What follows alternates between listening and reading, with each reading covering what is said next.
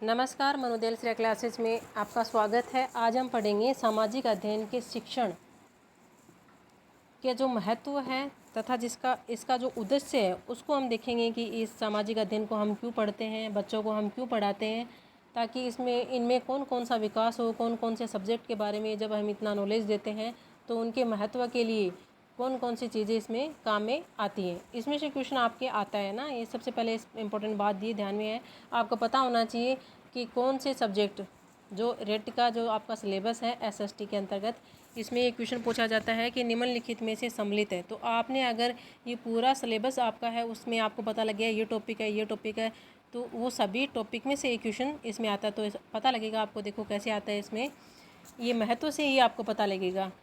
प्राथमिक स्तर में हम जब सामाजिक अध्ययन का शिक्षण करवाते हैं तो उसमें देखो हम क्या क्या बताते हैं। देश के बारे में, देश के बाद में क्या नीचे क्या आता है, राज्य, राज्य में कस्बा, कस्बे तहसील, तहसील के बाद में नगर, नगर के बाद में गांव। इन सब की भौगोलिक स्थिति हम किस में देखते हैं, पढ़ते किस में हैं, ज्योग्राफी के अंतर्गत।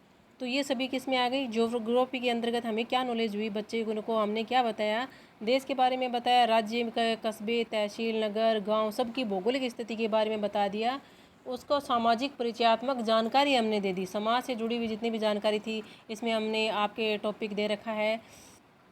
सामाजिक शहरीकरण, संयुक्त परिवार है, परिवार के बारे में, ये सभी किसके अंतर्गत आती हैं, सामाजिक परिचय के बारे में हमें जानकारी देते हैं। कल्चर में आपके जो टॉपिक दे रखे हैं वो सभी समाज के बारे में आपको जानकारी देते हैं। तो सामाजिक अध्ययन शिक्षण क्या होता है, सामाजिक परिचयात्मक जानकारी भी हमें प्रदान करता है। देश, राज्य, कस्बे तहसील नगर गांव की भौगोलिक जानकारी भी प्रदान करता है। प्राथमिक स्तर के बच्चों को इन सभी के बारे में पहले थोड़े थोड़े टॉपिक पाठ्य पुस्तक के अनुसार इनको समझाया जाता है। कुछ शिक्षण विधियों के द्वारा इसमें क्या किया जाता है, इसको आसान बना के पढ़ाया जा सकता है। तो ये प्राथमिक स्तर में क्या होंगे, देश, राज्य, कस्बे तहसील नगर गांव की भौगोलिक स्थिति व सामाजिक परिचयात्मक जानकारी देना होता है सामाजिक अध्ययन शिक्षण का प्रमुख उद्देश्य प्राथमिक स्तर में। नेक्स्ट इसकी बात आती है प्राथमिक स्तर पे ही सामाजिक अध्ययन के शिक्षण की, कि छात्रों में परस्पर सहयोग समन्वय की भावना विकसित होती है।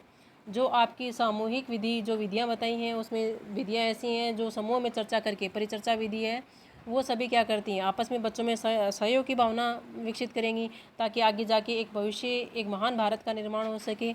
तो ये परस्पर जब सहयोग होगा, एक दूसरे के सहयोग करेंगे, एक दूसरे के साथ चलेंगे, तभी तो क्या होता है, एक गांव का विकास होता है, गांव से शहर का विकास होता है, शहर से किसका विकास होता है, देश का विकास होता है।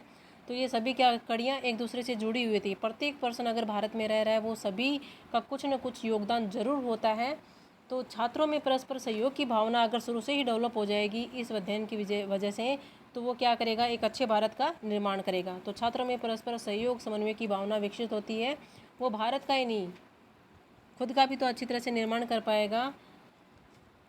नेक्स्ट आता है देश व राज्य की संस्कृति, धरोहर व परंपराओं से परिचय करवाना। देश और राज्य की जो संस्कृति, कल्चर में आप पढ़ते हो, जो धरोहर होती हैं, विरासत सूची होती हैं, उनके बारे में जो परंपराएं चलती है, रीति रिवाज हम पढ़ते हैं, तो उन सभी से परिचय करवाया जाता है प्राथमिक स्तर तक।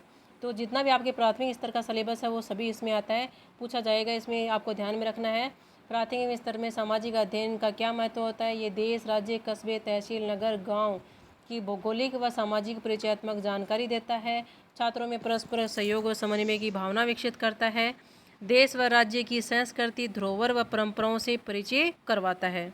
नेक्स्ट आता है कि सामाजिक अध्ययन शिक्षण के उच्च प्राथमिक स्तर हेतु अध्ययन के क्या क्या उद्देश्य होते हैं।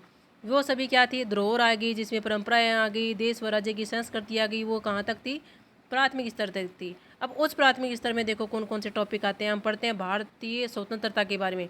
पहले छोटे बच्चों को आपने क्या करवा दिया, भारत की भौगोलिक स्थिति बता दी, भारत में कल्चर बता दिया, राजस्थान की बता दी, इन सभी के बारे में भौगोलिक स्थिति पता लग गई, समाज के बारे में पता लग गया, रीति रिवाज कौन से चलते हैं, किस प्रकार का कल्चर है, कौन कौन सी अपनी विरासत है, सामाजिक धरोहर है, उनके बारे में पता लग गया। अब हमारे जो भारतीय स्वतंत्रता संग्राम है, इतिहास के बारे में कि किस प्रकार से भारत आगे बढ़ा, किस प्रकार से सभ्यताओं के बारे में, ये सभी इसमें आ जाती हैं उच्च प्राथमिक स्तर में। संवैधानिक व्यवस्थाएँ, संविधान का विकास किस प्रकार से हुआ, हमारा संविधान कहाँ से लिया गया है, हमारे संविधान में कितनी अनुसूचियाँ हैं, राष्ट्रपति के क्या कार्य होते हैं, प्रधानमंत्री के क्या कार्य होते हैं, राज्यसभा क्या करती है, विधानसभा क्या करती है, ये सभी तो हम पढ़ते हैं इसमें। तो ये सभी संवैधानिक व्यवस्थाओं की जानकारी दी जाती है उस प्राथमिक स्तर में। मानव अधिकारों, बाल अधिकारों, महिला अधिकारों, सामाजिक समन्वय की जानकारी इसमें प्रदान की जाती है। तो मानव अधिकारों का अध्ययन कौन से स्तर पर करवाया जाता है? उच्च प्राथमिक स्तर पे करवाया जाता है। बाल अधिकारों, अधिकार से संबंधित जितनी भी बातें होती हैं वो किस में सिखाई जाती हैं? उस प्राथमिक स्तर में सिखाई जाती हैं। विश्व बंधुत्व, पहले आपने भारत के अंदर अंदर काम किया, अब थोड़े बड़े हो गए तो उस प्राथमिक स्तर पे बच्चों को क्या करवाया जाता है? विश्व बंधुत्व व अंतर्राष्ट्रीयता की भावना का विकास किया जाता है। स्थानीय, प्रांतीय, राष्ट्रीय, अंतर्राष्ट्रीय स्तर की विभिन्न प्रशासकीय प्रणालियों की जानकारी दी जाती है।